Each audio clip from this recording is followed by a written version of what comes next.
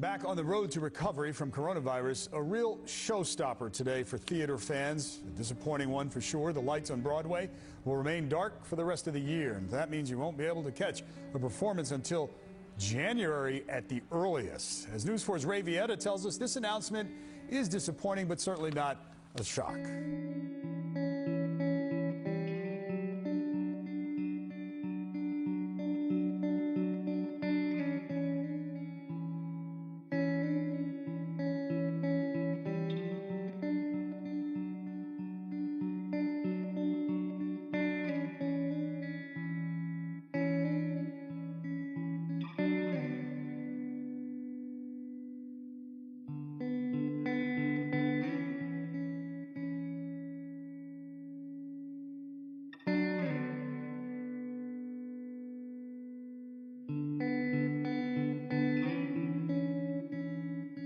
I started out actually in film and TV as a child. When I was 8 years old, I was cast in Les Miserables on Broadway as the original young Cosette. So that sort of was the beginning of my musical theater career, and it sort of stayed in that lane, even though I do still dabble in film and television, and I do straight plays as well. I worked in Les Mis as a child, then I left the show when I was 11, and I did movies again, and then I went to college at Barnard College in New York City to be a lawyer. I thought I wanted to be a lawyer. I was not interested in show business, but I still loved the arts. In my senior year of college, I got a call from a casting director that knew me because I did audition for a movie when I was 19, and they said, would you come audition for Saturday Night Fever on Broadway? And I booked it and suddenly found myself a senior in college doing classes during the day and then doing a Broadway show at night in New York City, and I really loved it again. And so then began my career, and I've done like 5 other Broadway shows since,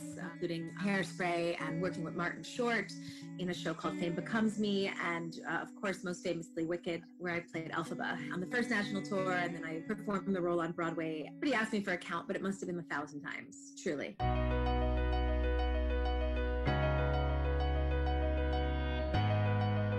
I was one of the people in early January that said that. I was doing the Cats tour. I booked the Cats tour. They called me on December 26th. I had auditioned for it like a year ago.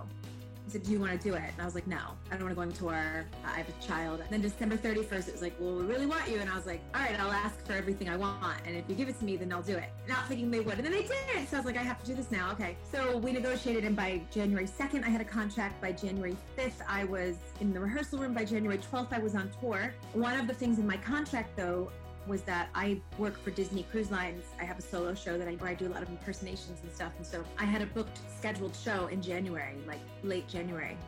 And Cats had to give me off that week. So they did. So I go on this cruise and I get to the terminal. And I had been following about this virus, and I was like, I don't like this. And I remember thinking, if it's passing from human to human and it might be airborne, then it has to be in New York already. There's no way. New York is like the center of everything. And California.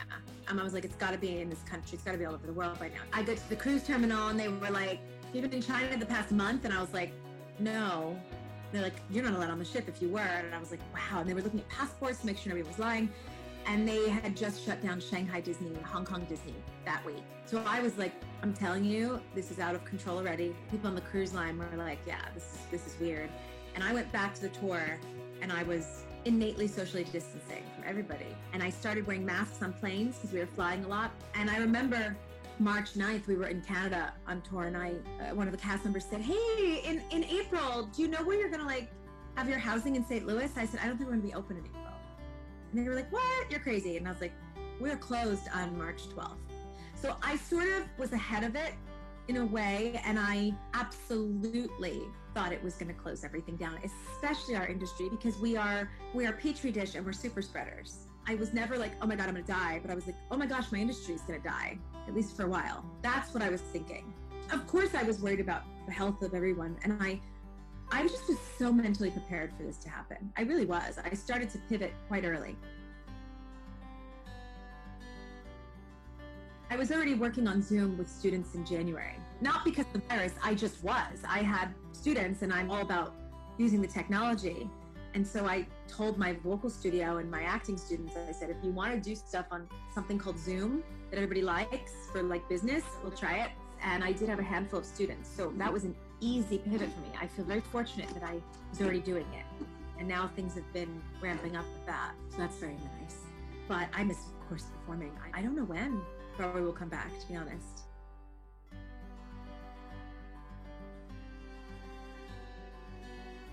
I was mentally prepared for stuff to shut down, so I wasn't really in denial. They would say, we're opening back up in April, and I started to prepare to never open. So my brain just went, and I pivoted, and I couldn't get unemployment for like 13 weeks, so I just started to work. I started to build up my business. I have a teaching business, and I just kept building it, and it's doing really well now, and I'm very fortunate. But mentally, I have not been prepared for, and this is something recently I've noticed, I am an artist. I love my teaching, but I don't feel like I am exercising those performing muscles right now. That's starting to suddenly weigh on me. And I feel so selfish because there's so much more going on in the world. It's not that important. I don't want to make it like, oh, as an artist, it's so hard because I'm not creating. Because I can write, I'm going to try to create any way I can. They're amazing, these kids, and they're really inspiring. I think it also depends how your personal life is. I think what I'm coming to realize is my work has always been a bit of an escape for me from reality in a way, even though it is my reality. And I miss stepping into other people's shoes. I miss pretending to be somebody else. Sure, I can do virtual concerts and I can write and I can do all that, but I actually really miss the acting. And that I think is affecting me mentally because I'm like, where's my escape? It's me!